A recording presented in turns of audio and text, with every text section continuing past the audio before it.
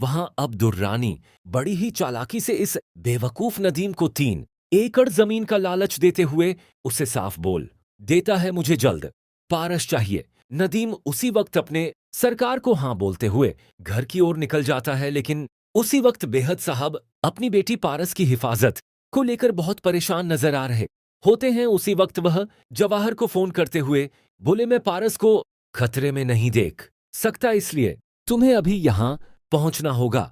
जवाहर ने कहा, बहजाद साहब आप परेशान मत हो, मैं कुछ ही देर में आपके पास पहुंच जाऊंगा। लेकिन जवाहर के पहुंचने से पहले ही आफताब को अपने बाप नदीम पर शक हो जाता है कि यह जरूर पारस के साथ कुछ करने वाले हैं, इसलिए वह साफ पूछ लेता है, आखिर आपकी और वहाब दुरानी की क्या बात हुई है? नदीम हंसते हुए बोलता है, मुझे पारस को वहां दुर्रानी के हवाले करना होगा और उसके बदले मुझे मोटी रकम और जमीन मिल रही है। आफताब और नदीम मिलकर पारस को बेहोश कर देते हैं और पूरे घर की सीसीटीवी फुटेज हैक करते हुए पारस को उसी वक्त घर से बाहर ले जाकर वह दुरानी के आदमियों के हवाले कर देते हैं। उसी वक्त जवाहर वहां पहुंचकर सिकंदर से पारस मैडम के बारे में पूछता है। सिकंदर ने कहा वह अपने कमरे में होंगी। जवाहर जैसे ही पारस के कमरे के बाहर पहुंचता है तो नदीम और आफताब जवाहर पर हमला करते हुए उसे भी बेहोश कर देते हैं और घर से बाहर ले जाते हैं। फिर बहाद साहब के सामने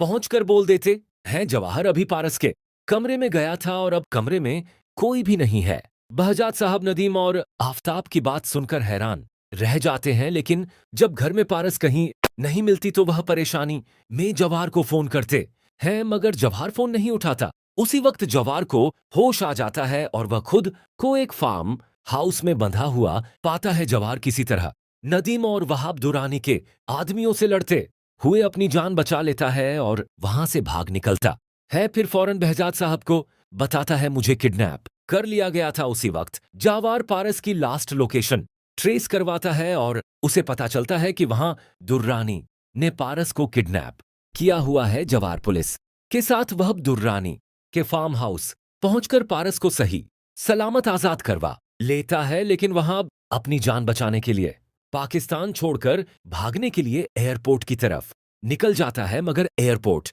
पहुंचने से पहले ही पुलिस वहाब दुरानी को अरेस्ट कर लेती है और सख्त पूछताछ के बाद वहाब अपना मुंह खोल देता है। पारस को किडनैप करवाने वाले नदीम और आफताब ही थे।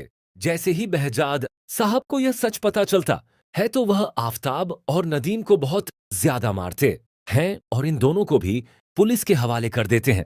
लेकिन ये दोनों बाप बेटा पुलिस की हिरासत में जाने से पहले ही वहां से भाग निकलते हैं और रास्ते में ही इन दोनों का खौफनाक एक्सीडेंट हो जाता है और मौके पर ही दोनों की मौत हो जाती है। अपने बेटे और शौहर की मौत के बाद शहीन जहनी तौर पर पागल हो जाती है और उसे फौरन हॉस्पिटल शिफ्ट कर दिया जाता है। उसी वक्त एजाज साहब का ऑन ऑपरेशन भी कामयाब हो जाता है और वह सेहतयाब हो जाते हैं। लेकिन जिस रोज जवाहर और रेशम का निकाह होने वाला होता है उसी वक्त पारस वहां पहुंचकर बोल देती है, ये शादी नहीं हो सकती। यह सुनकर सब लोग हैरान रह जाते हैं। पारस कहती है, क्योंकि मैं जवाहर से मोहब्बत करती हूं। पर क्या अब जवाहर और रेशम का निकाह हो पाएगा या फिर जवाहर की शादी पारस से हो जाएगी? आपको क्या लगता है, क्या जवाहर की शादी पारस से होनी चाहिए या नहीं?